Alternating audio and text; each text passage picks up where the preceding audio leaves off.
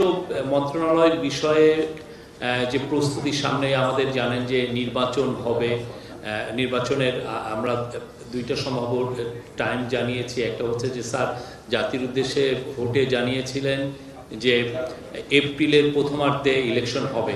পরবর্তীতে আমরা আরও জানিয়েছি যে যদি প্রস্তুতি সম্পূর্ণ হয়, সংস্কার হয়ে যায়, তাহলে সেটা রোজার আগেই ইলেকশন হতে পারে ফেব্রুয়ারিতে।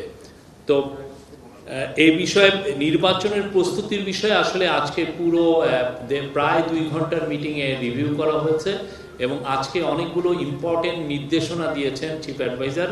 প্রথম নির্দেশনা ছিল যে আইন শৃঙ্খলা বিষয়ক যত প্রস্তুতি নির্বাচনকে ঘিরে সব প্রস্তুতি উনি নিতে বলেছেন বাই ডিসেম্বর। এই ডিসেম্বরের মধ্যে সমস্ত প্রস্তুতি শেষ করতে বলেছেন বাই ডিসেম্বর। মানে এই প্রস্তুতিগুলোর মধ্যে অনেকগুলো বিষয় আছে, যেমন আইন শৃঙ্খলা বাহিনীতে 17,000 নতুন member of security forces like police, BGB, coast guard নেওয়া হচ্ছে এই নির্বাচনকে সামনে রেখে।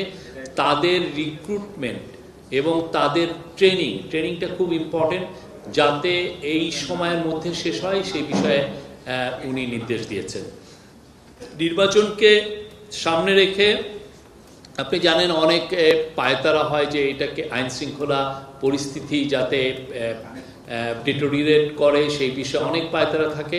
তো উনি আজকে নির্দেশ দিয়েছেন যে আইন শৃঙ্খলা বাহিনী যাতে কঠোরভাবে আইন প্রয়োগ করে এই আগামী মাসগুলোতে নির্বাচনকে সামনে।